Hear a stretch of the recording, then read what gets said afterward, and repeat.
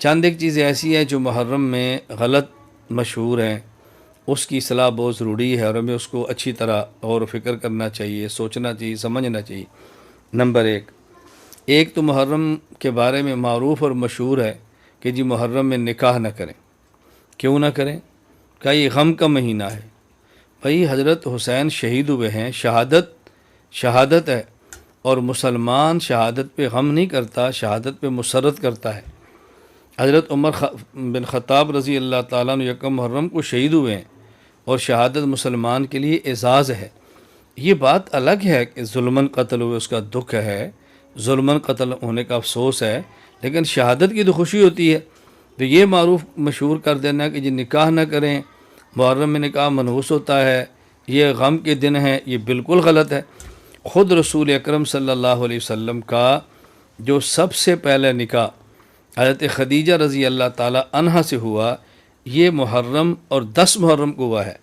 تزوج محمد صلی اللہ علیہ وسلم خدیجۃ یوم عاشوراء، تاریخ الخمیس میں ہے کہ نبی کریم صلی اللہ علیہ وسلم نے حضرت خدیجہ سے نکاح 10 محرم کو فرمایا تھا۔ خود اللہ کے نبی کا پہلا نکاح 10 محرم کو ہے، تو غلط کیسے ہو سکتا ہے؟ ممکن ہے کسی بندے کے ذہن میں سوال آ جائے کہ یہ تو اس وقت کی بات ہے جب ابھی تک اعلان نبوت نہیں ہوا تھا، ابھی تک آپ نے رسالت کا اعلان نہیں فرمایا تھا، ابھی تو احکام شروع نہیں ہوئے تھے۔ لیکن یہ بات ذہن نشین فرما لیں کہ نبی کے بارے میں ہمارا عقیدہ ہے کہ نبی معصوم ہوتا ہے، اعلان نبوت سے پہلے بھی، اعلان نبوت کے بعد بھی۔ اللہ تعالیٰ نبی کو ہمیشہ گناہوں سے محفوظ رکھتے ہیں، یعنی جو کام پیغمبر نے اعلان نبوت سے پہلے فرمایا وہ بھی گناہ نہیں ہے، اور جو کام اعلان نبوت کے بعد فرمایا وہ تو یقیناً گناہ نہیں ہے۔ تو حضور اکرم صلی اللہ علیہ وسلم کا اعلان نبوت سے پہلے حضرت خدیجہ سے نکاح کرنا یہ گناہ ہرگز نہیں۔ اگر گناہ ہوتا تو حضور کبھی یہ نکاح نہ فرماتے محرم میں۔ نمبر 1، حضرت رسول اللہ صلی اللہ علیہ وسلم کا اپنا پہلا نکاح حضرت خدیجہ کے ساتھ 10 محرم کو ہوا ہے۔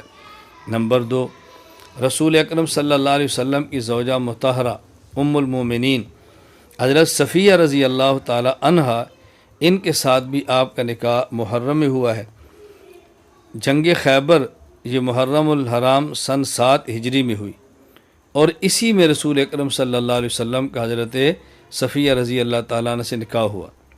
نمبر 3، نبی کریم صلی اللہ علیہ وسلم کی لخت جگر آپ کی بیٹی حضرت ام کلثوم رضی اللہ تعالی عنہ، ان کے بارے میں ایک روایت ہے کہ آپ کا نکاح حضرت عثمان رضی اللہ تعالی عنہ سے رجب 3 ہجری میں ہوا، ایک روایت ربیع الاول 3 ہجری میں ہوا، اور ایک روایت محرم 3 ہجری میں ہوا۔